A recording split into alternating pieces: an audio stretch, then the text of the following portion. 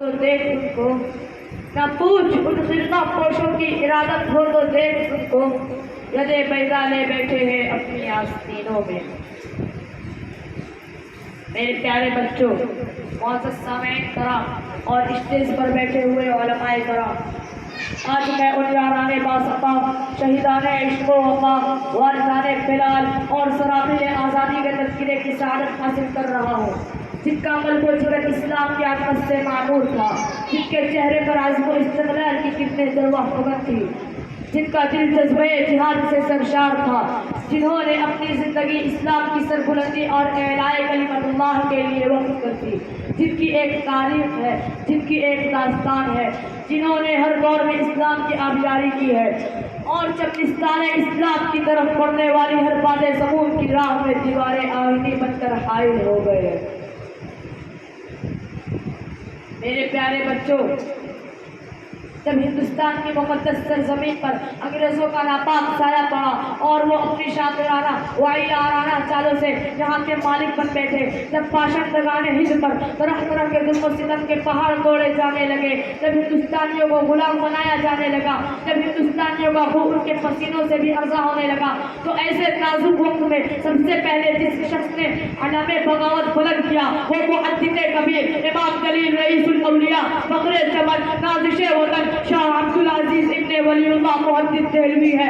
ये वही मर्द मुजाहिद दरवेश खुदा है जिसने वक्त से पहले नस्बुल ऐन का ऐलान फरमा दिया था, जहाँ तक पहुँचने के लिए दूसरों को अभी बरसाहा बरस इंतजार करना था।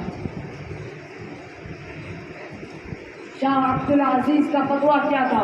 गोया के एक पर्दे पे अमा था जो दुश्मनों के नकले तमन्ना पे गिर पड़ी, अंग्रेजों की नींद हराम हो गई, जगह जगह आज़ादी के शोले भड़कने लगे, जगह जगह आज़ादी के परचम लहराने लगे, सीनों में वलवले मचलने लगे और हौसलों ने अंगड़ाइयाँ देनी शुरू कर दी।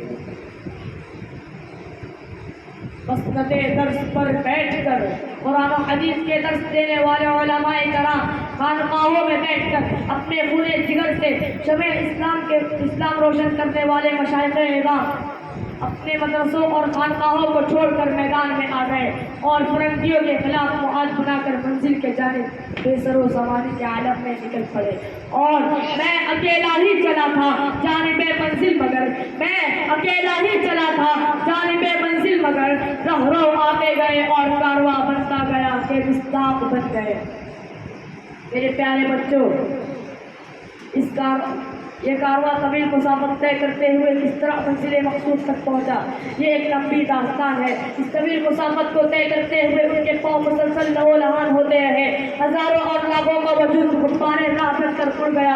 कभी जबरो तशद्दुद की खारदार झाड़ियों ने उनके दामन को तार किया, कभी वहशतों पर बरियत के पहाड़ उनकी राह में आए हो गए, मगर उस ग़ज़वे जुनू के दीवाने हिम्मत नहीं हारे, हादसातों मसाइल से टकराते हुए मंजिल मक़सूद के जानिब बढ़ते रहे।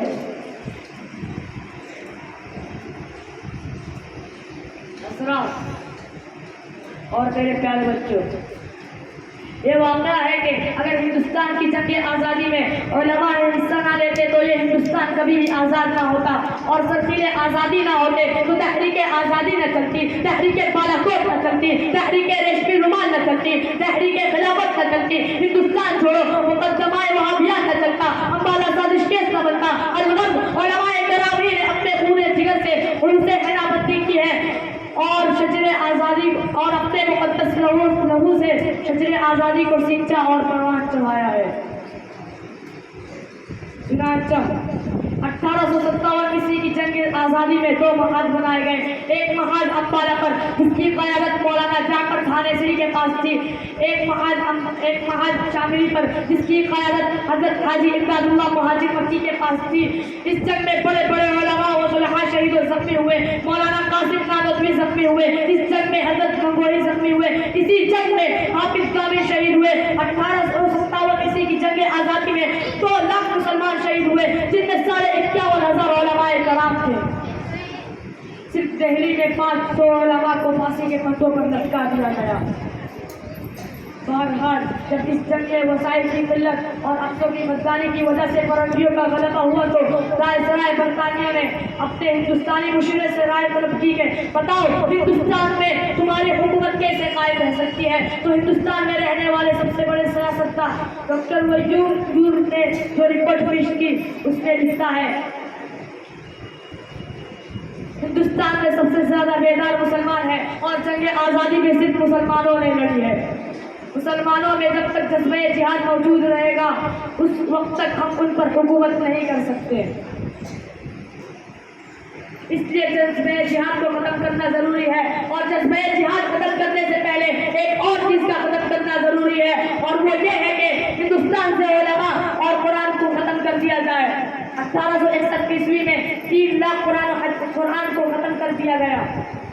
1861 میں 3 لاکھ قرآن کو جلا دیا گیا اور اس کے بعد علماء کو ختم کرنے کا فیصلہ کیا. میرے پیارے بچوں، مختصر آپ کے سامنے علماء کی قربانیوں کا ذکر کیا ہو. امید کرتا ہوں کہ آپ میری باتوں سے مطمئن ہو گئے ہوں گے. اللہ تعالی ہمیں ہمارے علماء کی قربانیوں کو قبول فرمائے. آمین. ہندوستان زندہ باد. بھائی ماجد، آپ نے تو میری آنکھیں کھول دی. میں حصہ ستمگری کا شکار تھا کہ ہم مسلمانوں میں صرف اشفاق اللہ خان نے دیش کے لیے قربانی دی ہے اور علماء حضرات کا بھی اس میں کچھ بھی حصہ نہیں ہے. اللہ کا شکر ہے آپ استاد محترم کی باتوں کو سن کر میری آنکھیں کھل گئی. یقیناً سب کچھ اللہ کی توفیق سے ہوتا ہے. آپ اپنے دوسرے ساتھیوں کو بھی اس بات سے آگاہ کریں. انشاءاللہ.